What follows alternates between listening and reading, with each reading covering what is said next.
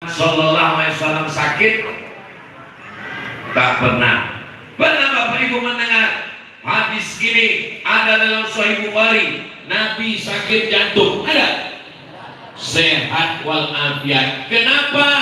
Karena tidur yang paling sempurna adalah tidur setelah Isya. Jam 8, 9, 10, 11, 12, 1. Itulah tidur yang paling sehat. Makruh hukumnya ngobrol setelah Isya. Loh, kenapa malam ini boleh? Ini boleh karena yang ngobrol Abdul Somad. Bukan. Kalau bicara agama boleh apa tak boleh? Boleh. Tapi kalau ngobrol tak tentu ada. Maka yang paling berkualitas tidur. Apa kata dokter? Tidur 8 jam sehari. Kalau tidak, kena penyakit 6L: lemah, letih, lesu, letoy, loyo, lunglai. Saudara kita yang jaga malam, security, tidur dari jam 6 pagi sampai jam 6 sore. Berapa jam? 12 jam. Lemah. Kenapa? Karena tak sama antara tidur siang dengan tidur. Nabi Muhammad tidurnya setelah Isya, bangun tengah malam sholat tahajud. Itulah kenapa badannya sehat. Umat Nabi Muhammad habis Isya, Real Madrid, Barcelona, Manchester United, Liverpool, tambah lagi drama Korea, tambah lagi kaji-kaji coach-coach Hotage, tambah lagi sinetron, film hantu. Hantu memang munculnya malam aja. Makanya biasakan tidur cepat. Saya bertamu ke rumah jenderal, habis makan, mohon maaf Ustaz Somad, saya bukan tidak menghormati Ustaz, silakan Ustaz makan, silakan Ustaz minum, tapi saya mohon izin, saya mau tidur karena saya tidak bisa lewat tidur dari jam 10. Sejak saya muda sampai sekarang saya disiplin. Bagus komandan, lanjutkan. Kami mau lanjutkan ngopi dulu. Payah Pak Ustaz, saya ini biasa tidurnya jam 1, jam 2. Payah mau cepat tidur malam. Mudah saja. Caranya bagaimana? Pulang dari sini beli Antimo. Makan jangan satu papan. Kalau dimakan satu papan, bangunnya Idul Adha. Makan sedikit, bismillah Allahumma ya wa amut, maka tidur berkualitas. Makannya sehat, tidurnya sehat. Nabi tidak pernah makan nasi. Carilah kalau ada hadisnya Nabi makan nasi. Apa makanan pokok? 4 zakat. Zakat fitrah 4. Yang pertama gandum, yang kedua kurma, yang ketiga kismis, yang keempat susu kambing yang dikeringkan namanya akik. Gandum, kurma, kismis, susu kambing yang dikeringkan. Itulah zakat fitrah sama Nabi, karena itulah makanan pokok. Maka makan nasi itu hukumnya bid'ah.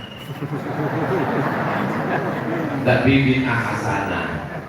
Sekarang kalau kita tengok orang tidak lagi makan nasi, makan sayur, makan ikan. Pasti tanya, nggak makan nasi, diet karbo. Gandum, nasi, mentega, dianggap nasi ini ada gulanya, nasi tinggi karbohidratnya.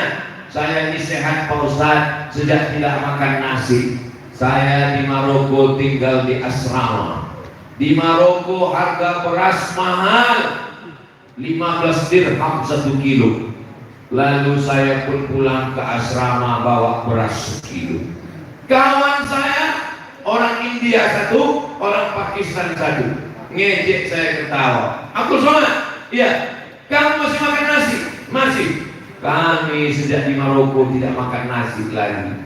Kami sudah makan roti gandum, kata dia. Saya bilang saya tak bisa.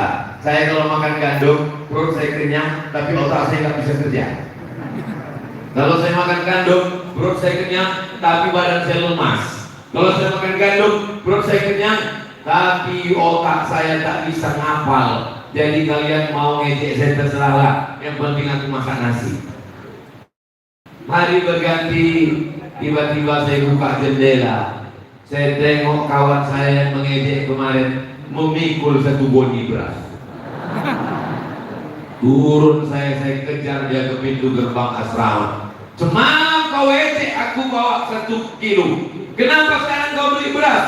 Kata dia, kami di India, Pakistan gak kuat kalau gak makan nasi. Ternyata kita dari kecil sudah terbiasa makan nasi. Anak ibu kasih kurma, bagus. Kasih kambing, bagus. Kasih ayam, bagus. Kasih sayur, bagus.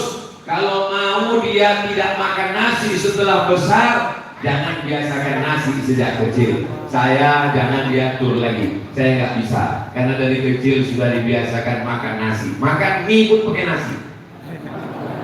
Dulu kecil makan ayam, di kampung makan ayam ini susah. Dulu kecil makan ayam ini 2 saja. Kalau tidak kita sakit, ayam itu sakit. Makan ikan, jangan banyak-banyak makan ikan, nanti cacingan. Siapa yang memesankan begitu? Belanda. Belanda tak mau kita sehat, maka dikatakannya makan ikan cacingan. Tak dikasihnya makan ayam, tak dikasihnya minum kopi. Dulu Belanda nanam kopi tempat kita, negeri kita subur, tapi tidak dikasihnya minum kopi. Kenapa? Kopi dibawa ke Amsterdam, kopi diekspor ke Eropa. Orang Belanda jahat, dipaksanya nenek moyang kita menanam kopi, tapi kopi tak boleh. Akhirnya kapan nenek moyang kita main minum kopi? Pagi-pagi mereka tengok ada tai bertumpuk, cucinya tai itu, nampak biji-biji kopi, ditumbuk. Setelah ditumbuk, digongseng. Setelah digongseng, mereka minum. Yummy. Itulah asal muasal kopi. Tahu semua. Bahkan Belanda memeriksa, pencuri-pencuri kopi, kalian yang mencuri kopi. Kata nenek moyang, kami tak ada nyuri kopi. Ini kopi dari mana? Ini kopi dari tai luwak. Kok enak kali? Rupanya luwak ini adalah makhluk yang paling hebat dalam fit and proper test. Kenapa kopi yang kita minum itu tidak enak? Karena mengutipnya pakai mesin, digoncang pohonnya, putihnya pun jatuh. Tapi kalau luwak yang ngutip, dipilihnya kopi yang paling matang, yang berkualitas, disimpannya dalam perut, melewati proses fermentasi. Setelah itu barulah dikeluarkannya besok pagi, lalu kemudian dibuang, lalu kemudian digongseng, lalu kemudian ditumbuk, lalu kemudian diperas, keluar kopinya. Itulah yang nikmatnya luar biasa, kata orang. 1 gelasnya $100, $1.500.000. Saking enaknya kopi ini, begitu habis diminum meleleh air mata, saking mahal.